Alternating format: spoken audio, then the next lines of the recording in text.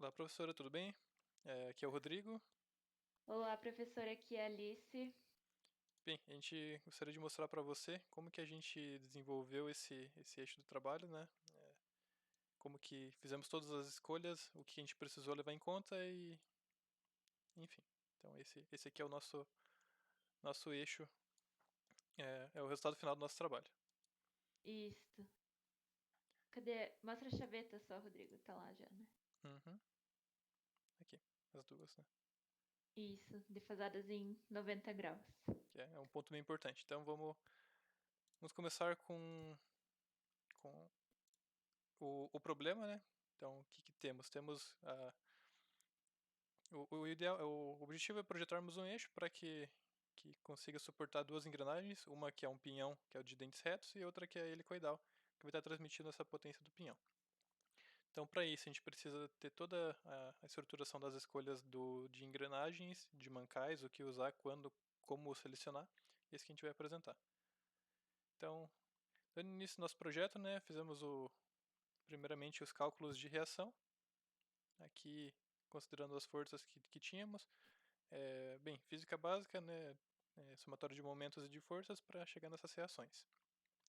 Isso, a gente fez isso na mão primeiro porque a gente não sabia que o Inventor calculava isso automaticamente. Mas depois que a gente olhou no Inventor, a gente comparou os resultados e eles bateram.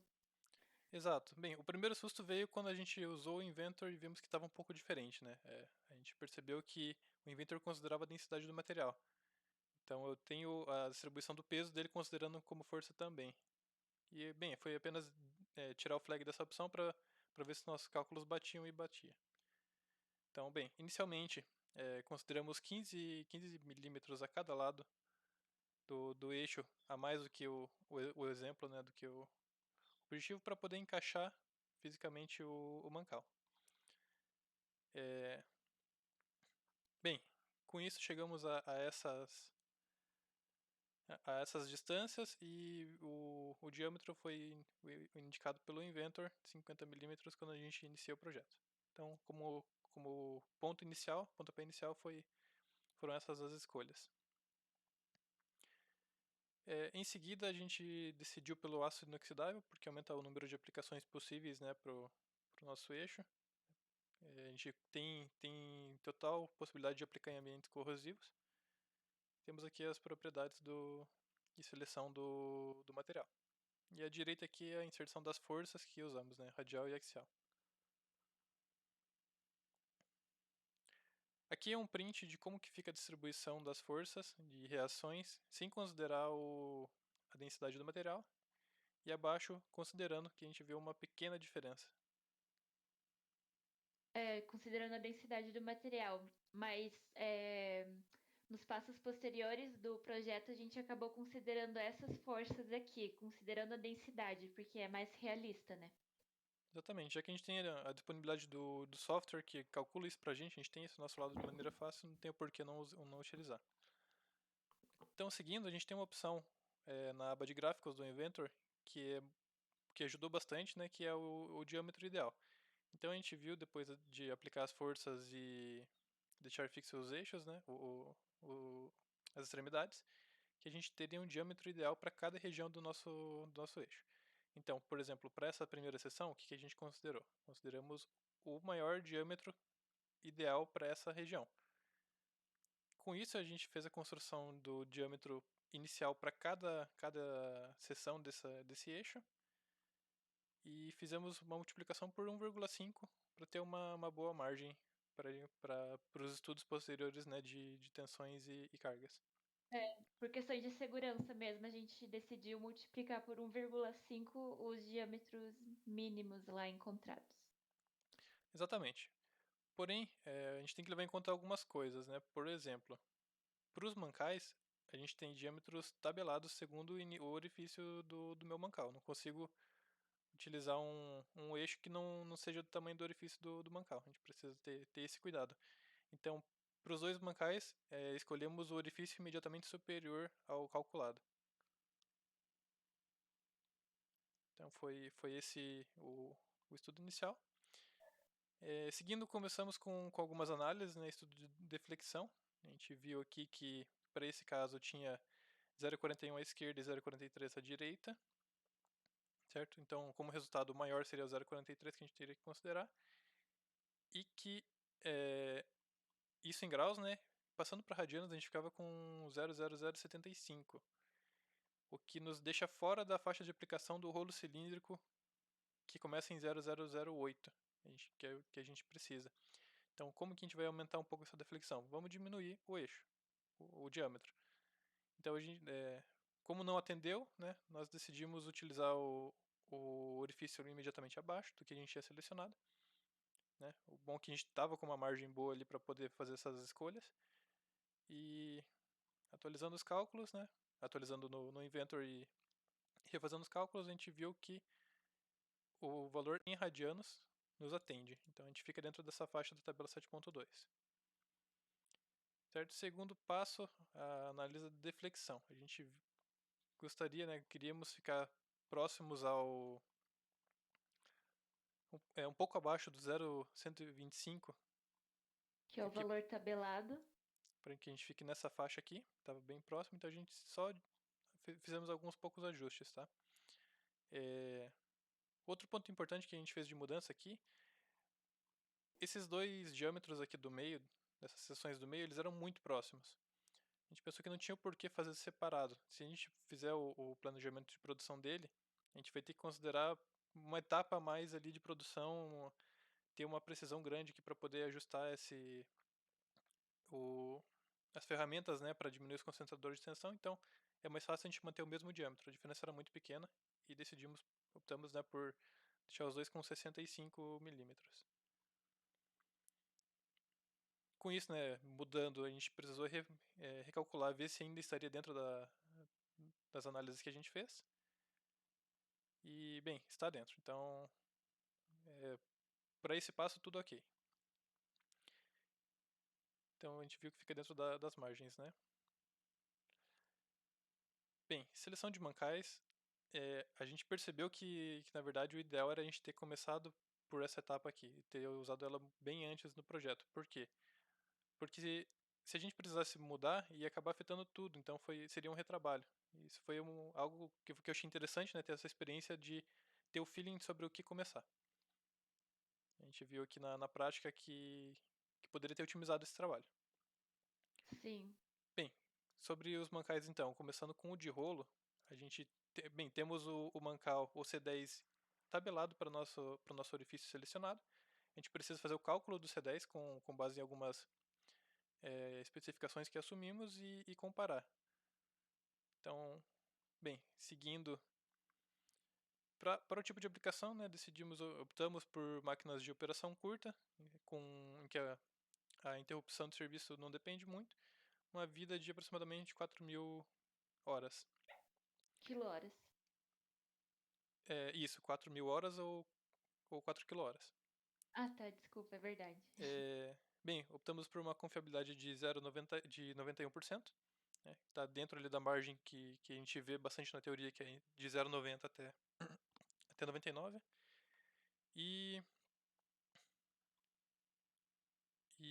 Bem, a gente utilizou uma ferramenta que é o EES, Engineering Equation Solver, para auxiliar aqui nos cálculos, né, ela é bem simples e intuitiva. Como a gente está considerando o mancal de rolos, a gente precisou considerar o A10 como 10 sobre 3. Isso vai mudar depois para o outro mancal. E chegamos num C10 de 22,89 kN, tá? Nosso C10 tabelado é 36, então a gente está dentro. Felizmente não precisamos alterar o eixo e orifício, o eixo do mancal, né? O tamanho do orifício. Então, o primeiro mancal, ok. Para o segundo, a gente alterou o A de 10 por 3 para 3, né? Pela diferença. Vimos o C10 tabelado para o orifício de 20 milímetros. Mesma aplicação, né? Não tem por que mudar. É o mesmo projeto. E chegamos, através do ES, em 13.08. 13.08, 13.01 está abaixo de 13.03. Então eu diria que a gente deu bastante sorte de não precisar alterar para os dois mancais. Então, se precisasse alterar, a gente teria que fazer a mudança dos diâmetros e analisar tudo que a gente viu antes novamente, para ver se está dentro dos parâmetros que a gente espera. Perfeito. Agora a gente entra na parte de acoplamentos. Tá? Então, são 4 acoplamentos que a gente tem que definir. O dos mancais e o das engrenagens. A gente vai começar pelo das engrenagens, tá? Aqui a gente optou por utilizar rasgo de chavetas. E, bem, a utilização é bem simples, né? Ela segue como essa imagem que a gente pegou da teoria. Escolhemos o material, que é o aço 1212 laminado a quente, para fazer a chaveta. Por quê? Porque a gente precisa que o material seja mais frágil do que o nosso eixo. Se a gente quiser, a gente tem que garantir que se porventura tiver algum problema e algo acaba rompendo, que seja a chaveta e não o nosso eixo. Devido a custo de produção e tudo mais. Então a gente selecionou esse material. É aço laminado a quente, aqui com as especificações, o 193 MPa de SY. Então a gente vai começar com o estudo primeiro da engrenagem de dentes retos.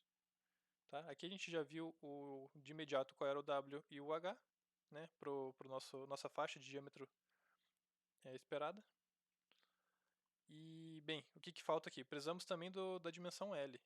É essa aqui que eu vi que alguns alunos acabaram se batendo um pouquinho. Para a gente foi simples de resolver. Tá?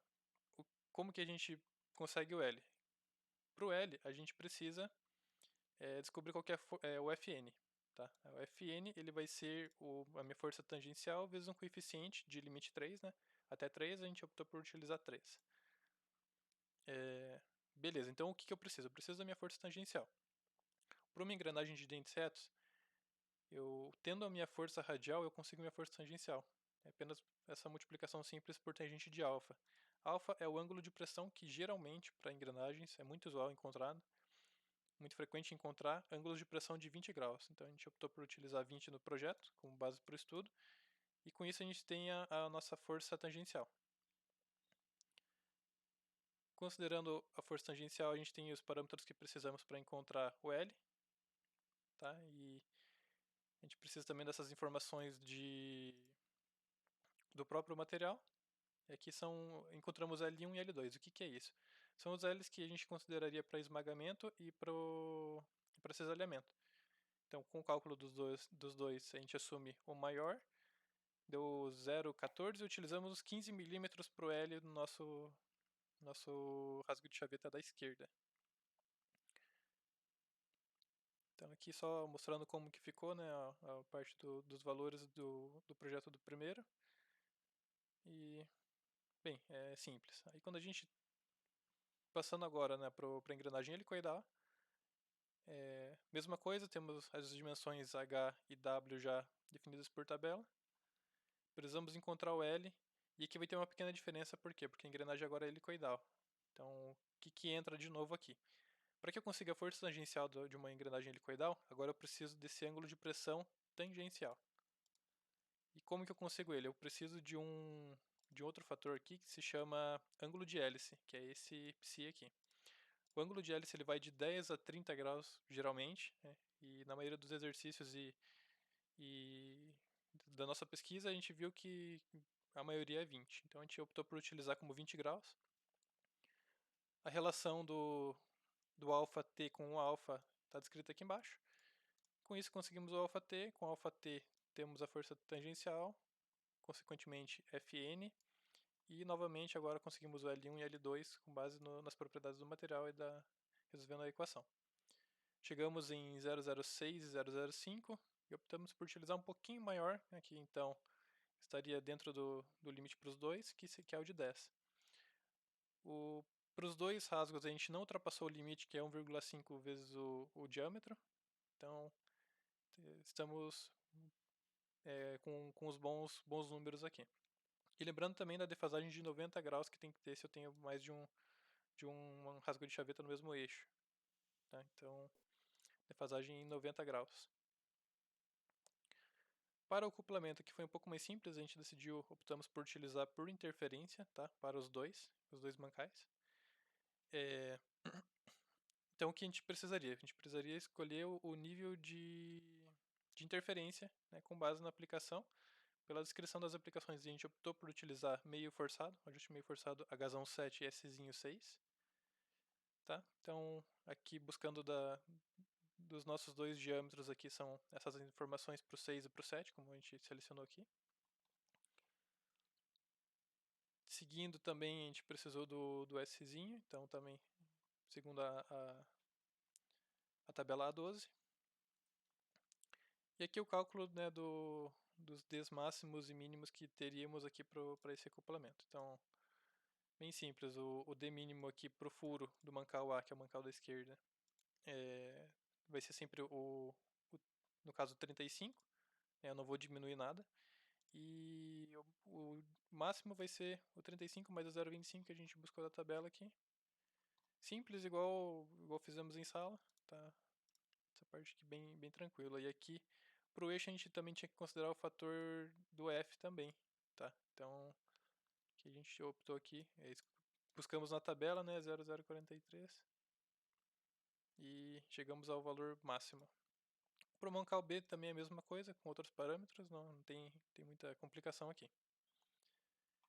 Então até agora tivemos já a definição dos eixos, dos diâmetros e os acoplamentos. Agora vamos ver um pouquinho sobre a análise de falhas, tensões, enfim. E nessa etapa aqui o Inventor também foi de grande ajuda. Bem, inserimos os carregamentos segundo o enunciado, né, de 2.700, 900 e 900 para o axial. Nesses pontos de aplicação igual à geometria indicada no exemplo. E fizemos algumas simulações. Então aqui primeiro seria as deflexões máximas aplicadas. Temos para esse caso aqui.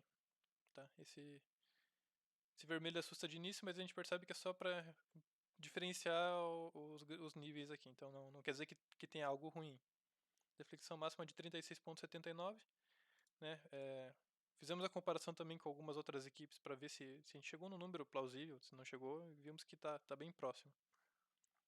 A gente acredita que esteja Que esteja ok. correto, exatamente. Então, agora para análise e comparação de rupturas, né, buscamos no próprio Inventor quais seriam as propriedades do material. Vimos que o SY para o aço inoxidável é de 300 MPa. Então, temos aqui a base para comparação. Né? Na aba de gráficos do Inventor, a gente tem acesso a um grande número de informações. Buscamos a comparação. A torsional é zero, a gente não estava utilizando nesse exemplo. Né? E as duas aqui de baixo a gente conseguiu comparar. Vimos que está bem dentro. Tá? Na verdade, nos dois casos a gente viu que a comparação dos números, que o nosso material ele tem uma margem bem grande e que a gente fica até pensando sobre o que poderia ser. Eu imagino que seja a multiplicação inicial do diâmetro por 1,5 para os primeiros É, parâmetros. A gente acredita que seja isso. Tem algum comentário, Alice? não, eu ia falar exatamente isso que você falou. Perfeito. Também no Inventor a gente consegue fazer algumas análises de rotação, né? Então, pedimos aqui 8 frequências, 8 módulos que nos resultou nessas frequências à esquerda. E, bem, a nossa rotação do projeto era de 1.200 RPM, né, que convertendo para Hz fica 20 Hz. E vimos que não teria nenhum. Estamos livres, né, do efeito de ressonância que poderia ocasionar pelas frequências naturais do nosso eixo. Então, nesse quesito aqui, tá bem ok. Né? Aqui, na verdade, era a parte final super importante, que se a gente visse que era passível de ressonância, o projeto inteiro estaria comprometido, né? Porque é um efeito catastrófico. Bem, como conclusão, o que a gente percebeu bastante desse projeto foi na dificuldade de conseguir criar um projeto do zero. A gente tem muitos fatores a serem levados em conta. Né? A gente espera que seja certo, né? E gostaríamos da sua ajuda para uma avaliação e indicar possíveis erros onde a gente poderia melhorar. Vimos que a gente poderia, que com uma experiência, né, a gente consegue ter um feeling melhor sobre a ordem das escolhas que a gente tem que fazer, para não gerar um retrabalho que nem a gente percebeu que teve muito retrabalho de precisa ajustar isso e isso, agora tem que reavaliar tal coisa. Eu acho que é até difícil de fugir um pouco disso, mas com a experiência a gente consegue priorizar e otimizar o tempo, né, para a conclusão de um projeto. Sim, com certeza. Eu acho que em média, né, Rodrigo, a gente levou em torno de 5 dias, 5 noites no caso, porque durante o dia a gente trabalha, Sim, mas 5 noites para concluir esse trabalho. Mas ele foi um primeiro projeto de eixo que a gente fez, e eu acho que se a gente fizesse um segundo projeto de eixo, muito provavelmente a gente levaria menos tempo, porque agora a gente ficou mais experiente já. exatamente. E mexer com uma nova ferramenta de simulação também foi bem interessante, né? A gente conseguimos a licença de estudante para o Inventor Professional e, e a gente percebe que existe uma infinidade de recursos que a gente consegue aplicar no nosso projeto. Então, foi bem interessante também utilizar essa ferramenta. Sim, Bem, foi interessante trabalhar também em equipe, né? Somos uma dupla, a gente está sempre junto, mas também conversamos muito, sempre trocamos bastante ideia para avaliar, tiramos dúvida com outros alunos, né? Aqui a gente fizemos o trabalho, né? Trocamos muita informação com outras duas equipes para chegar no melhor conclusão. E acho que esse tipo de trabalho acaba nos agregando nisso também, que é muito importante, né, para o nosso profissional como engenheiros e como pessoas também. é muito legal fazer projetos assim mais práticos no nosso curso, né? Porque a gente aprende muita teoria, mas a hora de aplicar é totalmente diferente e é realmente a aplicação que importa mais, né, no mercado de trabalho. Então é bom ter experiências assim também. Bem, com isso finalizamos o trabalho, o vídeo. Obrigado por essa mudança na gestão dessa P3. Eu acho que foi muito mais proveitoso para a gente como estudante fazer trabalhos, que é o que eu acho que deve acontecer no final do curso, né, do que fazer uma prova com tempo limitado sobre a matéria. Aqui eu Sim, percebi que eu tive muito mais dúvidas para tomada de decisão do que eu teria se fosse apenas estudar para uma prova. E aqui eu com certeza sei que é mais próximo da prática do que apenas resolvendo os exercícios do livro, né, como normalmente fazemos. Então, com obrigado e é certeza. isso. Aqui a gente se despede e, bem, tenha um bom final de semana. Muito obrigada. Até mais.